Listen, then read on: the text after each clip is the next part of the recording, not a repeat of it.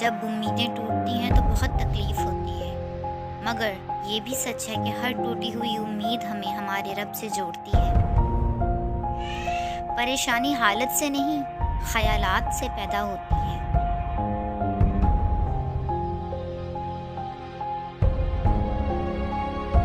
سچائی میں اگرچہ خوف ہے مگر باعث نجات ہے، اور جھوٹ میں گو اطمینان ہو مگر موجب ہلاکت ہے۔ اچھا سوچیے اور اچھا بولیے، کیونکہ بدگمانی اور بد زبانی دو ایسے عیب ہیں جو انسان کے ہر کمال کو زوال میں بدل دیتے ہیں۔ تکبر سے اپنا سر بلند نہ کرو، کیونکہ جیتنے والا بھی اپنا گولڈ میڈل سر جھکا کے لیتا ہے۔ معمولی باتوں کو دل میں رہائش نہ دیں، کیونکہ اگر یہ دل کے مکین بن جائیں تو بڑے بڑے رشتے مسافر بن جاتے ہیں۔ کھنڈرات میں بدل جانے والی خوبصورت عمارتیں اس بات کا ثبوت ہیں کہ ہمیں بھی بھلا دیا جائے گا۔ ہمیشہ خوش رہا کرو، کیونکہ پریشان ہونے سے مشکل دور نہیں ہوتی بلکہ سکون بھی چلا جاتا ہے۔ حضرت علی رضی اللہ تعالیٰ عنہ نے فرمایا، ان لوگوں پر اعتبار کرو جو تمہاری 3 باتیں بھانپ لیں: تمہاری ہنسی میں پوشیدہ درد، تمہارے غصے میں تمہارا پیار، اور تمہاری خاموشی میں پوشیدہ وجہ۔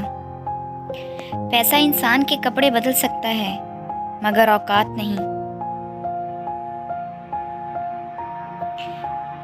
میں نے ہر کامیاب انسان کو نماز پڑھتے دیکھا ہے۔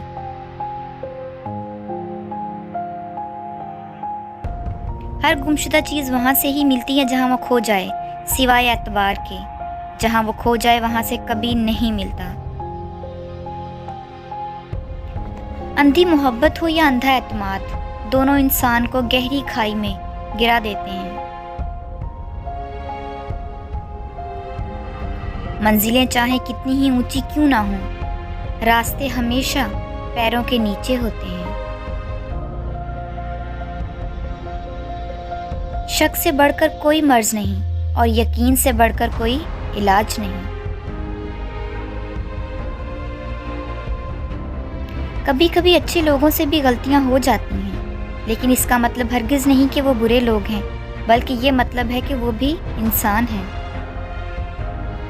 وابستگی ایسی اور اتنی ہی رکھیں کہ قابل برداشت رہ سکیں، کیونکہ انسان اکتاتے بہت جلد ہیں۔ عطا کرنے کے طریقے مختلف ہو سکتے ہیں، لیکن میرا رب دعائیں رد نہیں کرتا۔